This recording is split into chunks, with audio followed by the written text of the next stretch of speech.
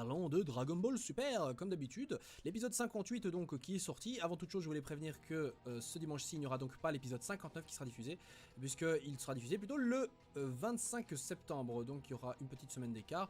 Pour le coup, je vais peut-être faire donc un autre live avec d'autres youtubeurs éventuellement, concernant donc Dragon Ball. Ce sera peut-être pas forcément une séance de questions-réponses comme la dernière fois, mais plutôt une discussion plutôt... plus centralisé sur une thématique particulière, mais bon, ça on verra bien, c'est même pas sûr que je le fasse. Ensuite, la liste des épisodes donc qui vont suivre, donc le 60, 61, etc.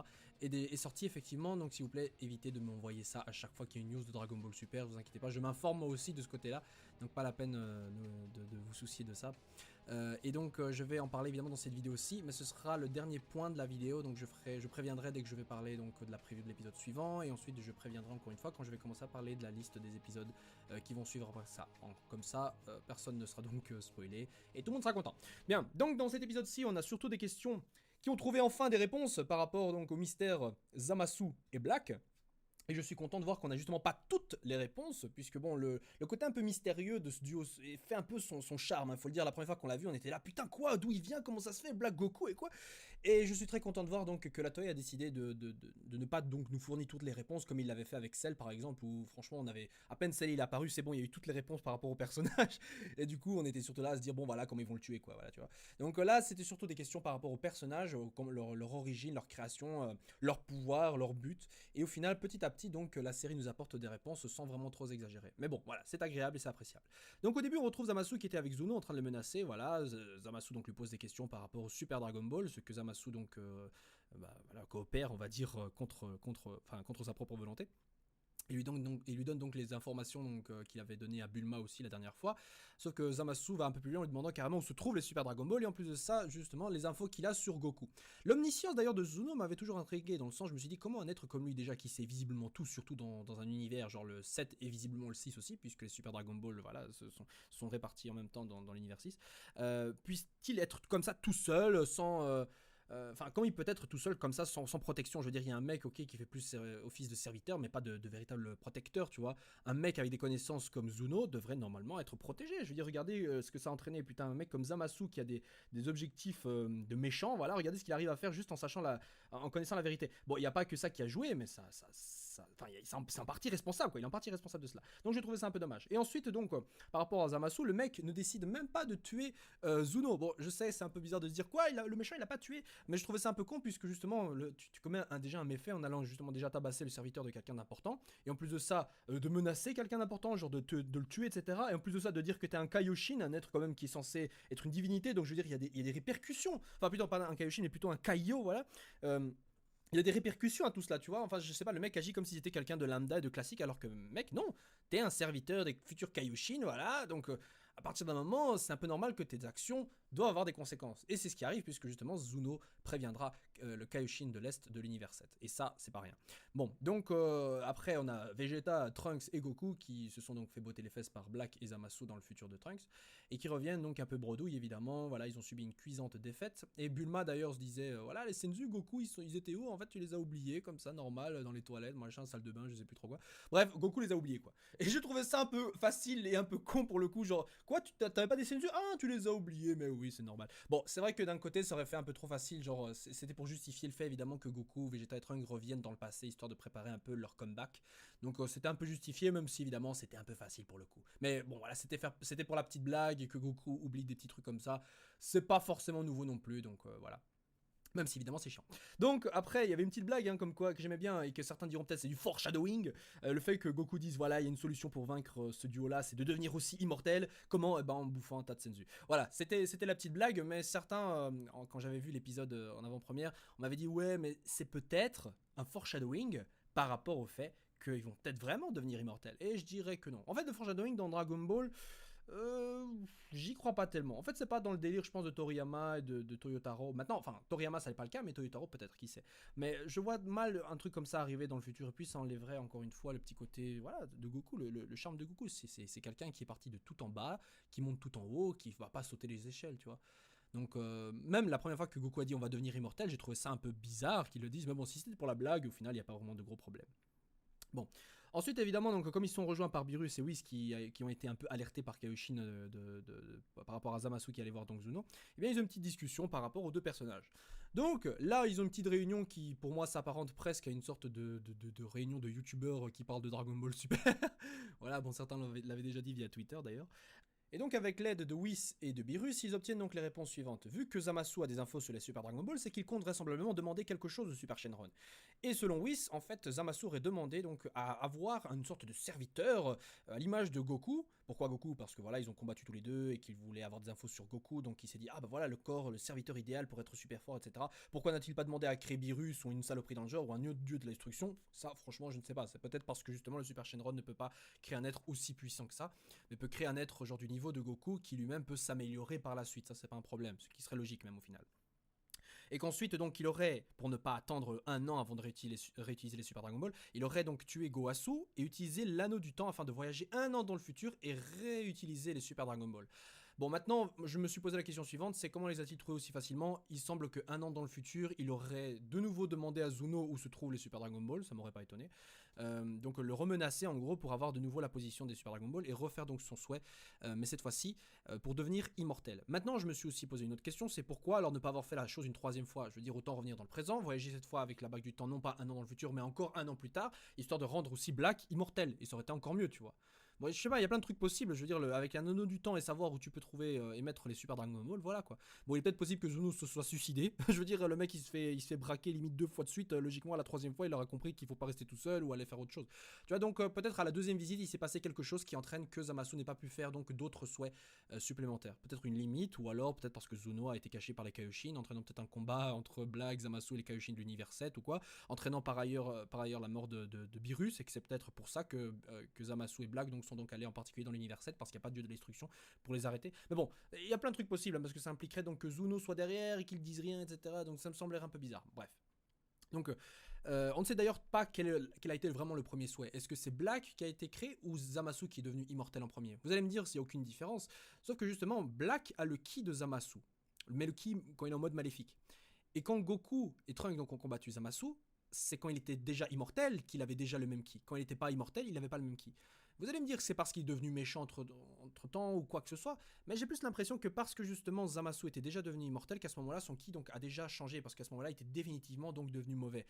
Et de ce fait, quel est le lien avec Black? D'où Black peut-il avoir le même ki? Parce que Beerus donc ne sait pas d'où vient le ki de Black. Pour justifier les connaissances de Black, les techniques de Black et l'idéal de Black, l'objectif qui est le même donc que celui de Zamasu, il n'y a pas forcément besoin de se dire que c'est la même personne ou qu'il a été créé à l'image de quelqu'un. Forcément, Zamasu aurait pu inculquer donc ça et apprendre ça à n'importe qui. Plus que cela, Zamasu avait décrit Black comme étant donc une sorte d'âme sœur jumelle, voilà, peu importe, qui renvoie à l'idée que Black n'est pas un simple serviteur, un simple servant. Je veux dire, on voit bien que le Black, il a quand même son libre arbitre et qui limite, il était même pas obligé de suivre ce que lui demandait Zamasu. Donc je vois plus Black comme ayant le corps de Goku, mais que c'est quelqu'un d'autre qui est plus proche de Zamasu, comme limite étant Zamasu lui-même qui le contrôle. Là, il n'y a pas 36 solutions. Soit c'est Zamasu, après être devenu immortel, a fragmenté un peu son esprit ou un truc comme ça, et possédant donc le corps de Goku, ou alors c'est encore une fois l'idée du Zamasu du futur qui a pris possession du corps de Goku. Alors il est possible que quand Zamasu ait fait le souhait d'avoir le corps de Goku comme servant ou un truc comme ça, le Super Shenron ne lui ait donné que le corps et pas un esprit ou une âme, tu vois, un truc comme ça. Je sais pas, c'est peut-être plus compliqué que ça. Rappelez-vous quand Krillin d'ailleurs avait été tué, on pouvait transférer l'esprit et ensuite transférer le corps, tu vois, pour le ressusciter. D'ailleurs, c'est ce qu'il fallait faire parce que justement, comme Krillin avait été tué sur une planète qui avait été détruite, donc la planète Namek, eh bien en le ressuscitant, il l'aurait ressuscité dans l'espace. Donc du coup, il fallait transférer d'abord son esprit pour ensuite le ressusciter là maintenant, tu vois. Donc il y a peut-être des trucs et des nuances à faire par rapport au corps, à l'esprit, je ne sais pas. Et puis peut-être parce que justement quand Goku a été créé, il a été créé non pas en mode serviteur, mais genre en mode Goku qui s'est dit hey, qu'est-ce qui se passe? Et là Zamasu, je sais pas, l'a neutralisé et a demandé à un futur Zamasu de le contrôler lui. Et puis voilà, quoi de mieux que demander à son alter ego du futur de l'aider, tu vois, ça me semblerait logique. Voilà, ça c'est plus ou moins les trucs qu'on en retient donc. Mais effectivement, rien de tout cela n'est vraiment sûr. Bon, c'est quasiment certain au final que ça l'est, mais il n'y a pas vraiment de confirmation, c'est juste les déductions de Whis sur ce qu'il sait et sur ce que nous savons nous aussi. Et vous savez quoi? Toute cette discussion par rapport au fait que le Super Shenron aurait créé donc un Goku maléfique, moi ça m'a rappelé ce que j'avais dit il y a longtemps par rapport au pitch de départ qu'aurait dû être à la base donc le film Resurrection of Frieza.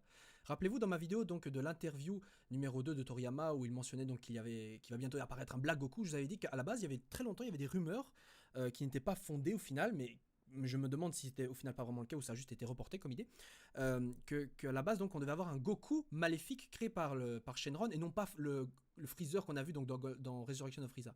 Et je vous mets l'extrait donc de la vidéo en question pour que vous compreniez. Mais un Goku maléfique, putain, je sais pas comment ça pourrait nous ressortir. Et ben vous savez, à la base, il y a très longtemps, et je l'avais mentionné dans des vidéos, mais ça date vraiment d'avant Dragon Ball Super. Non, franchement, ça date d'il y a assez longtemps. Certaines infos en fait sont sorties concernant un Goku maléfique. En fait, on doit revenir à l'époque d'avant la sortie de Resurrection of Frieza. En fait, on savait qu'un deuxième film avait été annoncé et on devait justement avoir le pitch d'une nouvelle histoire, mais on ne savait pas quoi exactement. Eh bien, certaines infos sont sorties à ce moment-là et justement, le truc a été relayé un peu partout à l'époque. Et l'info qui était le plus, on va dire, partagée à ce moment-là, c'était celle d'un Goku justement qui était une version maléfique, on va dire, de celui qu'on connaît. Hein, il était question en fait que le pire vœu qui ait jamais été, on va dire, évoqué face à Shenron, c'était la création d'un Goku maléfique. Et que la base, le pitch, c'était genre Goku voulait s'entraîner et donc a créé une version de lui-même en demandant, voilà, en faisant un souhait. Et le truc, c'est qu'il est tombé sur un Goku qui était en fait méchant. Voilà, c'est plus ou moins ça qu'on a eu en fait comme pitch de départ. Parce qu'en soi, je veux dire, le fait est que le pire souhait jamais souhaité, machin, et qu'on ait au final la résurrection de Freezer, putain, ça aurait pu être pire que ça, hein, ça aurait pu être le retour de Cell en soi, parce que Cell est pire que Freezer, même si tous les deux, actuellement parlant dans l'histoire, sont plus faibles que les persos qu'on connaît. Donc justement, je me suis dit que cette info au final était fausse, mais en soi, il avait été dit qu'elle était sortie de sources sûres. Donc peut-être qu'au final, cette histoire est sortie justement d'un cahier de charge, enfin bon, plutôt d'un cahier d'idées, hein, puisqu'en soi, il est bien dit que ce sont des suggestions qui ont été données à Akira Toriyama concernant cette nouvelle histoire. Donc peut-être que c'est une idée qui était à la base très importante et qui a été ensuite rejetée et ensuite adaptée plutôt vers l'idée de Golden Frieza et qu'on ait donc gardé ce truc-là sur le côté pendant un long moment jusqu'à aujourd'hui donc qui nous ressortent pour la série animée. Vous voyez qu'au final, je trouve cela un peu curieux que l'idée d'un, non pas un Shenron, mais plutôt un Super Shenron qui crée un super Goku maléfique comme ça, revienne. Je me dis peut-être que la rumeur à la base était vraie, mais que l'idée n'a pas au final été utilisée à ce moment-là. Et que peut-être l'ennemi aux cheveux blancs qui n'a pas été utilisé était vraiment Black, mais à ce stade de l'histoire, il devait donc avoir les cheveux blancs et pas les cheveux roses comme on le voit maintenant. Mais donc ça, c'est un changement qui aurait pu y avoir. Je me dis pourquoi pas, et franchement, il y a moyen donc que ce soit effectivement le cas. Bien, en dehors de ça, donc Vegeta décide donc de ne pas aller voir Zamasu, alors que Goku justement est chaud pour aller le voir, puisque bon, voilà, Vegeta qualifie Zamasu d'un intello idéaliste. Bon, un intello idéaliste qui a quand même été à la base de la mort, enfin la raison pour laquelle sa femme Bulma donc est morte dans le futur, mais sinon ça va Vegeta. Je veux dire, ok, c'est Black qui a fait ça, mais c'est un peu à cause de Zamasu. Tu vois. Bon, donc toute la joyeuse bande va se diriger donc vers le monde de l'univers 10. Donc Goku, Whis, Beerus et Kaioshin, donc qui voyagent avec eux cette fois-ci. Et je me suis même demandé, oh là là là, est-ce que Kaioshin va arriver, Zamasu va tuer Kaioshin, Beerus il meurt ou quoi? Non, ça aurait été un peu facile et un peu violent quand même comme rencontre, mais qui sait, non je déconne. Bref, donc ils arrivent, mais Zamasu, donc comme je l'ai dit, il était porté disparu. Gowasu, lui, d'ailleurs, voulait un peu son thé, normal, tu vois, comme n'importe quel Kaioshin veut boire son thé, quel scandale que Zamasu n'ait pas été là.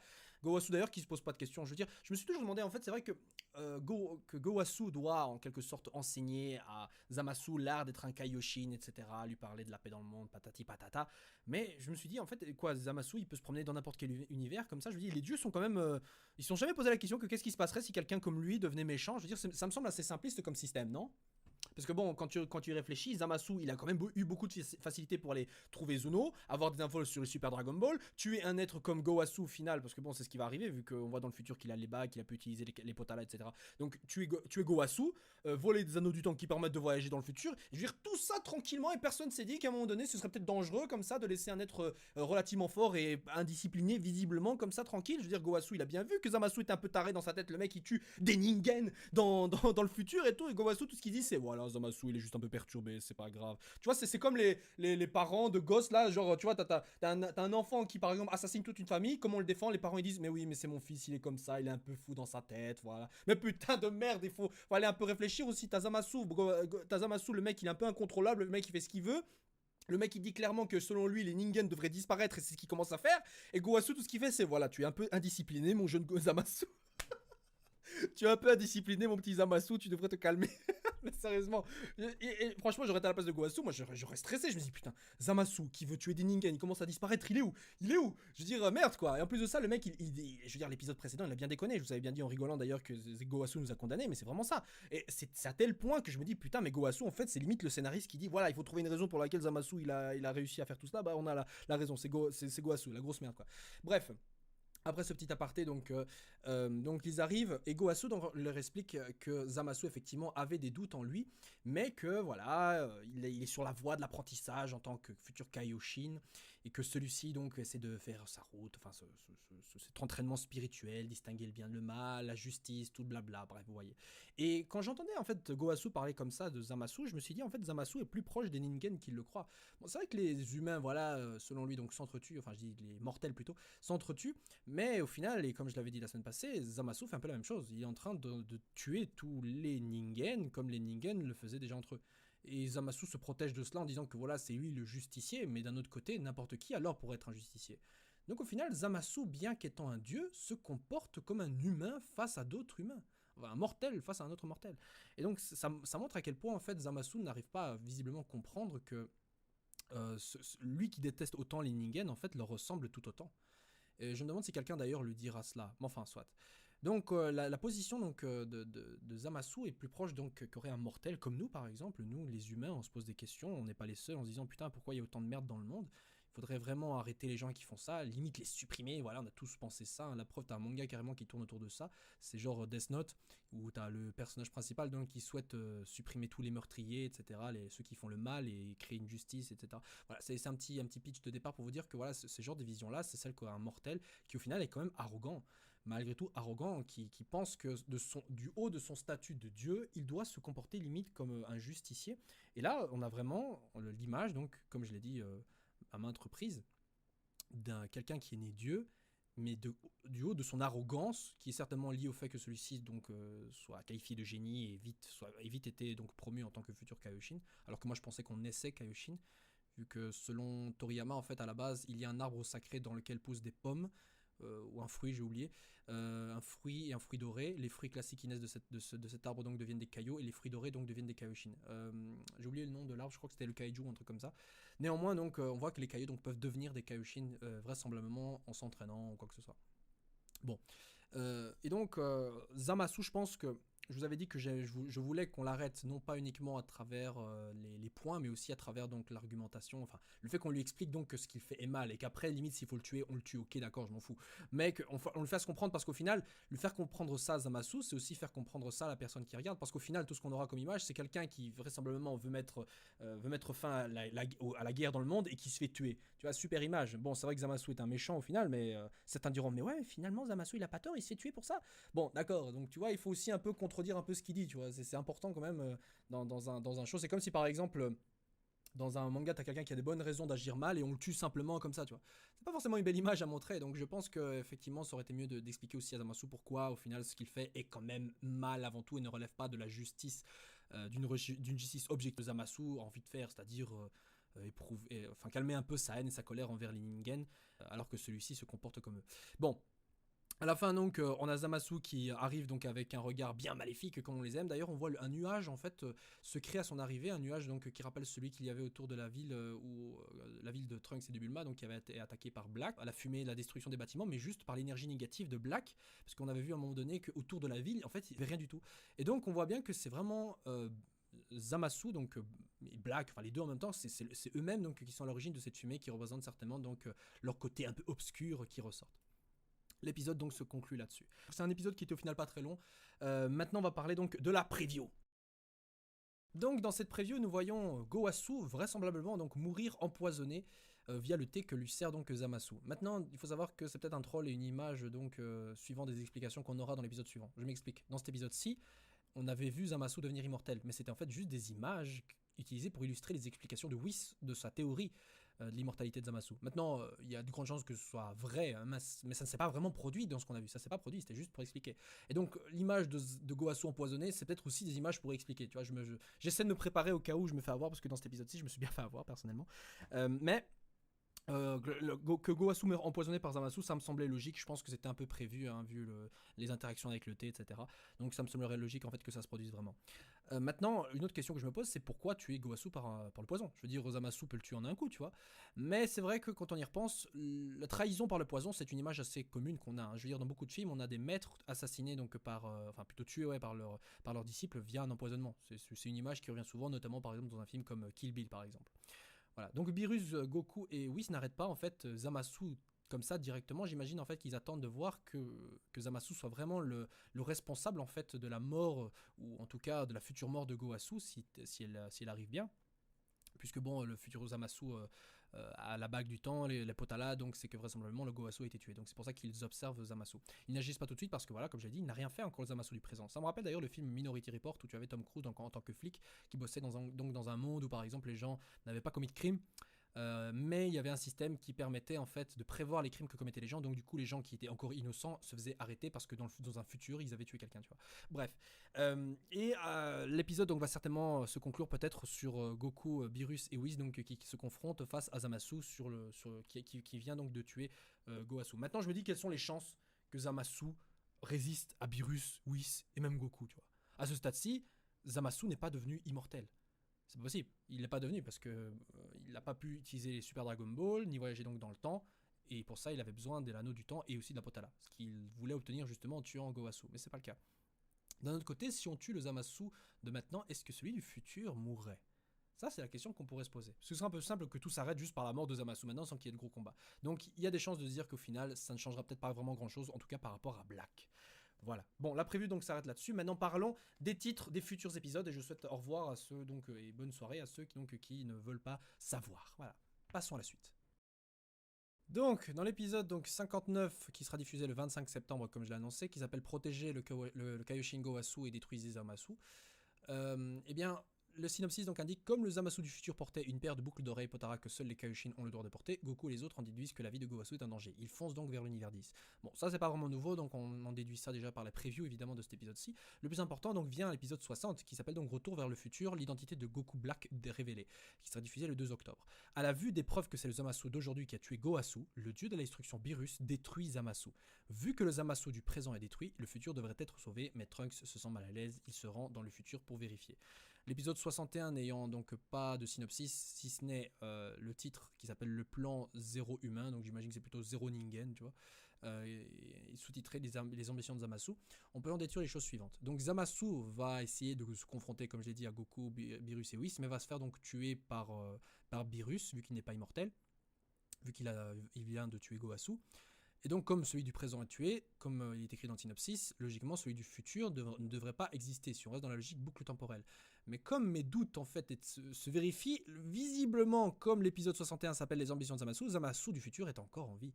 Le Zamasu du futur est encore en vie. Il est même possible, en fait, qu'on ait là l'explication suivante, que le Zamasu du futur ne soit pas le même Zamasu qu'on est connu maintenant, mais vient d'une autre timeline. La timeline numéro 4. Non, je déconne, en fait, c'est d'accord. Non, sérieusement, je voulais juste vous titiller un peu sur ce côté-là. Mais en fait, si le Zamasu du futur donc n'est pas détruit à la mort de celui du présent, c'est tout simplement parce qu'il n'y a pas de lien direct entre les deux, ou alors que c'est parce que voilà, le Zamasu du futur est en fait dans une autre timeline, et donc on entendra parler donc de ces anneaux verts et qu'il y aura certainement un lien par rapport à ça. Donc il y a pas, je ne peux pas franchement me prononcer là-dessus, mais il est clair donc que celui du futur est encore en vie. Et c'est tant mieux en fait, parce que tuer Zamasu, voilà, comme ça maintenant c'est un peu facile. Autant maintenant justement s'attaquer au vrai problème, c'est-à-dire celui du futur. Et s'attaquer au problème du présent, c'était surtout pour éviter que la même situation ne se reproduise. Donc maintenant tout ce qui reste, c'est s'occuper de celui du futur. Mais est-ce que Beerus et Whis vont vraiment daigner à voyager dans le futur pour cela? J'ai des chances de croire que non, parce que déjà les autres timelines, la création d'autres timelines, c'est quelque chose déjà de interdit, puisqu'il résulte d'un voyage à la base dans le passé. De ce fait, il est possible que Beerus dise bien « je m'en fous, je me mêle pas de ça », tout simplement parce qu'à la base, ce futur-là n'est pas censé exister. Ou l'inverse même, parce qu'au final, le futur qui n'est pas censé exister, c'est plutôt dans celui où se trouvent Beerus et Goku. Hein, parce qu'à la base, le vrai monde initial, c'est celui de Trunk. C'est parce que Trunk est remonté dans le temps qu'il a créé une autre ligne du temps où après Goku survit, etc. Vous comprenez? Donc d'un côté, si on me sort ça, moi franchement, je ne trouverais pas ça logique. Maintenant bon, passons à la suite, puisque dans le futur, il faut encore trouver un moyen de supprimer Beerus, puisque là, il est immortel. Pardon, supprimer Zamasu, parce que là, il est immortel. Donc il y a des chances donc que la raison pour laquelle Zamasu sera vaincu, ce sera juste une question, voilà, il va être enfermé dans un seau de la même manière que à cause de Beerus, le Kaioshin, le vieux Kaioshin le doyen, a été enfermé dans la Z-Sword, et peut-être justement que la même technique, la même chose va être utilisée contre Zamasu et va être enfermé dans une autre épée, celle de Trunk. Oh putain, je vous l'avais dit ça la semaine passée, j'aimerais trop que ça se produise ce truc là. Bref, concernant Black Goku, donc j'imagine que là ce sera juste un combat entre Goku, avec Goku, Vegeta, etc.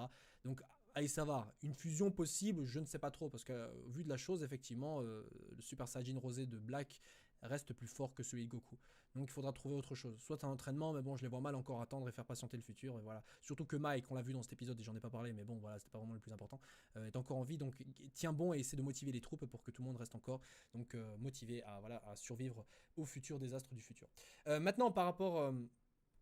à l'épisode 61 qui s'appelle le plan Zero Ningen, qu'est-ce que ça peut être? Bon, ça me rappelle surtout tout le délire avec Hitler, tu vois, genre la solution finale, tu vois, donc j'imagine que le plan Zero Ningen, c'est genre juste peut-être faire un autre souhait, un autre vœu avec les Super Dragon Ball, ou alors c'est juste que le plan Zero Ningen, c'est le nom en fait, c'est juste le nom, mais vraiment juste le nom de leur mission, c'est-à-dire détruire tous les humains. C'est juste peut-être ça, et peut-être donc l'histoire donc va se terminer là-dessus. D'un autre côté, tu vois, le 9 octobre, l'histoire va encore durer. C'est un arc qui aura quand même duré assez plus longtemps que la moyenne, même un peu plus, ouais.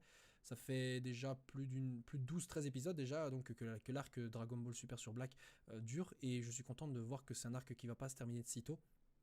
Et il y a certains mystères des réponses donc qui ne seront offertes et données que dans le futur. Voilà les gens, donc on se dit au revoir ici et on se retrouve donc dans 2 semaines pour la prochaine review de l'épisode de Dragon Ball Super. Je vous souhaite une agréable soirée et à la prochaine. Voilà, ciao ciao.